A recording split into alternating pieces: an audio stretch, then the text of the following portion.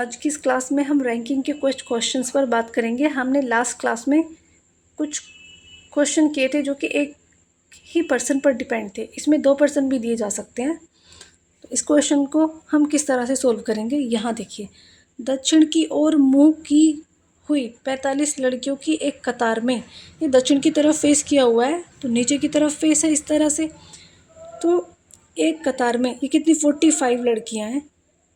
तो दक्षिण की ओर मुँह की हुई 45 लड़कियों की कतार में डी दाहिनी ओर से। तो देखो दाहिना किधर होता है, यहाँ है, लेकिन इसका दाहिना किधर होगा, क्योंकि दक्षिण की तरफ फेस किया हुआ है तो इसका दाहिना इधर होगा। तो दाहिनी तरफ से कितना है 16। डी और बी के मध्य 8 लड़कियां हैं, इन दोनों के बीच में 18 गर्ल्स हैं, ठीक है। तो पंक्ति की बाएं छोर से बी का स्थान क्या होगा। ये हमारे पास क्या है 45 हमें गर्ल्स दी गई हैं, ठीक है। 45 गर्ल्स हैं और यहाँ पे क्या है दक्षिण की ओर मुँह की हुई 45 लड़कियों की कतार में 45 लड़कियों की कतार है। 45 गर्ल्स की एक लाइन है, ठीक है, जिसमें वो सभी लड़कियाँ हैं। तो डी दाहिनी ओर से 16वें स्थान पर है, ठीक है। डी और बी के मध्य 8 लड़कियां हैं। डी और बी के मध्य 8 लड़कियां हैं। डी और बी के मध्य 8 लड़कियां हैं, इसका मतलब क्या है, देखो इसने ये तो बताया नहीं है कि बी बाईं ओर से इतने स्थान पर है। अगर इसने ये बता दिया होता तो हमें ये डिफाइन हो जाता, ये निश्चित हो जाता कि या तो ये मध्य में बैठी हुई है या फिर ये ओवरलैप करेंगे या ओवरलैप नहीं करेंगे। लेकिन यहाँ पे जब बी का स्थान ही नहीं बताया गया है कि ये बाएं से या दाएं से कौन से स्थान पर आता है, तो हम नहीं बता सकते कि मध्य यहाँ पे हो सकता है दोनों का, बी का और डी का, या फिर बी और डी का मध्य ऐसे भी तो हो सकता है बी यहाँ पे आ जाए और डी यहाँ पे है ही, ये बी यहाँ से यहाँ तक हो जाए। तो 8 गर्ल्स यहाँ भी तो बैठ सकती हैं या यहाँ बैठ सकती हैं इस तरह से, तो इसलिए हम यहाँ फाइंड ही नहीं कर सकते, ठीक है। नेक्स्ट क्वेश्चन देखिए। इस तरह के क्वेश्चन में आंसर कुछ इस तरह से दिए होते हैं, आंकड़े अधूरे हैं, इस तरह से कुछ दिया होता है।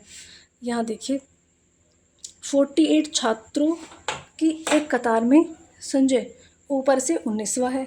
टोटल स्टूडेंट कितने हैं, टोटल हैं 48। टोटल कितने हैं हमारे पास हैं 48। संजय ऊपर से 19वां है, संजय ऊपर से 19वां है और राकेश नीचे से 12वां है। तो हम इसे तो इजीली बना ही सकते हैं क्योंकि हमें 48 पता है और दूसरा ये कि हमें लेफ़्ट से भी पता है और राइट से भी पता चल गया। तो राकेश और संजय के बीच कितने छात्र हैं, तो यहाँ पे इन्होंने ओवरलैप नहीं किया है।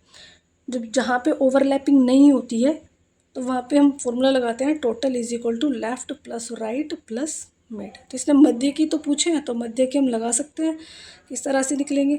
टोटल है 48 और लेफ़्ट से 19 प्लस राइट 12 और प्लस मिड, ठीक है।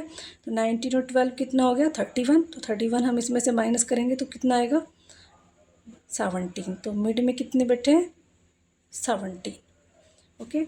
नेक्स्ट क्वेश्चन देखिए। बच्चों की एक पंक्ति में नीता का क्रम बाएं से 15वां है। बाएं से कितना है नीता का क्रम 15वां है।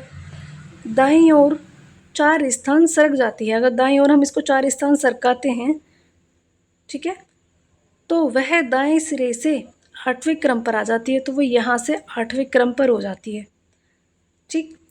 तो वह दाएं सिरे से 8वें क्रम पर हो जाती है। तो पंक्ति में कितने बच्चे हैं, तो हमें ये बताना है कि पंक्ति में कितने बच्चे हैं।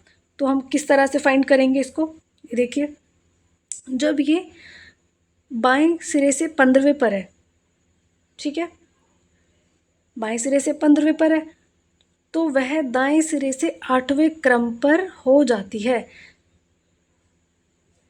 तो किस तरह से निकालेंगे हम इसको, तो पंक्ति में कितने बच्चे हैं, तो हम यहाँ बता सकते हैं 15 और 8 कितना हो गया 23 और 3 कितना हो गया 26, ठीक है। अब यहाँ देखिए इसको देख सकते हैं हम, यहाँ 30 लड़कों की एक पंक्ति में आर दाएं छोर से चौथा है। जब ये दाएं छोर से चौथा होगा और 30 बॉयज़ हैं इसमें टोटल, जबकि डब्लू बाएं छोर से 10वां है, ये बाएं छोर से है 10वां। ठीक है, आर और डब्लू के बीच कितने लड़के हैं, हमें इनके मध्य में बताने हैं कितने हैं।